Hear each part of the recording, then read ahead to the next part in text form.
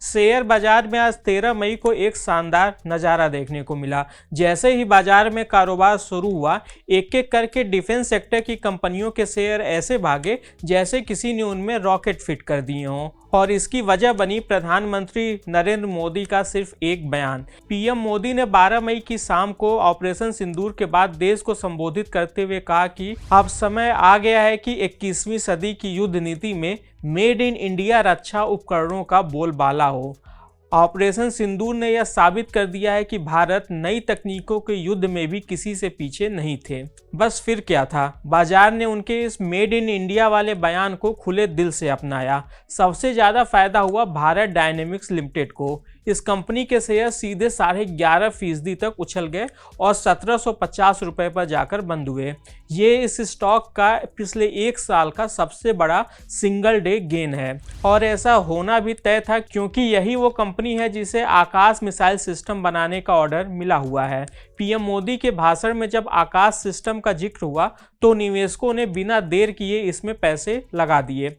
बाकी डिफेंस कंपनियां भी पीछे नहीं रहीं। गार्डन रिच शिप बिल्डर्स और जेन टेक्नोलॉजीज के शेयरों में 5% से ज़्यादा की बढ़ोतरी देखने को मिली। भारत इलेक्ट्रॉनिक्स, कोचिन शिपयार्ड और हिंदुस्तान एरोनॉटिक्स के शेयरों में 3.8% तक की तेजी देखने को मिली। भारत अर्थ मूवर्स लिमिटेड और मझगांव डॉक शिप बिल्डर्स के शेयर करीब 3.6% तक ऊपर बंद हुए।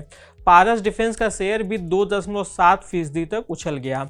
इस पूरे डिफेंस सेक्टर की रैली ने निफ्टी इंडिया डिफेंस इंडेक्स को करीब 4% तक उछाल दिया और ये 7,432 अंक पर जाकर बंद हुआ।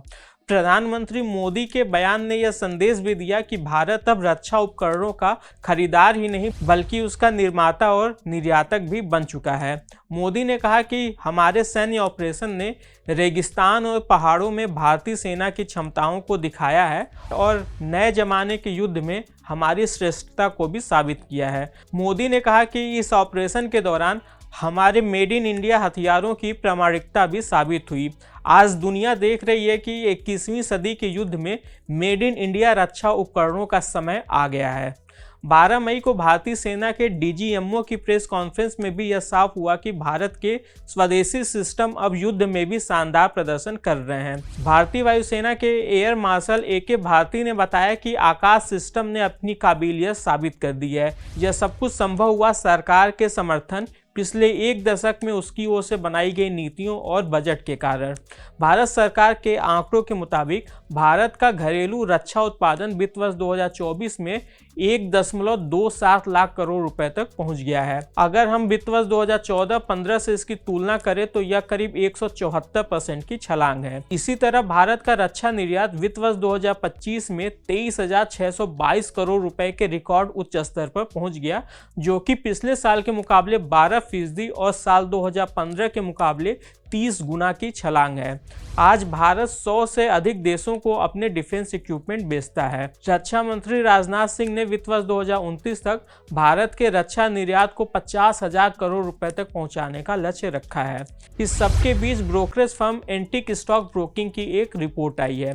ब्रोकरेज ने अपनी रिपोर्ट में कहा कि भारत की तीनों शिपयार्ड कंपनियों, जिसमें कि Mazagon Dock Ship Builders, Garden Reach Ship Builders और कोचिन शिपयार्ड शामिल हैं, इनके ऑर्डर बुक का साइज अगले 2 सालों में 3 गुना तक बढ़ सकता है। ब्रोकरेज ने मझगांव डॉक के शेयर को 3,433 रुपए के टारगेट प्राइस के साथ बाई रेटिंग दी है। इसके अलावा इसने गार्डन रिच शिप बिल्डर्स के शेयर पर भी 2,024 रुपए के टारगेट प्राइस के साथ अपनी बाई रेटिंग बनाए रखी है।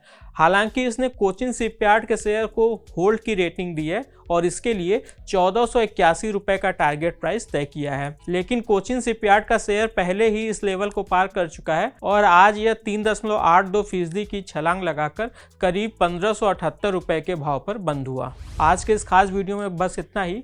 आप देख रहे थे मनी कंट्रोल हिंदी, मैं हूं विक्रांत। आपको आज का ये वीडियो कैसा लगा हमें कमेंट कर जरूर बताइएगा। बिजनेस और स्टॉक मार्केट से जुड़ी ऐसी खबरों के लिए आप हमारी मनी कंट्रोल हिंदी की वेबसाइट को विजिट कर सकते हैं। इसके अलावा आप हमें यूट्यूब, फेसबुक, इंस्टाग्राम और एक्स यानी कि ट्विटर पर भी फॉलो कर सकते हैं। Thank you.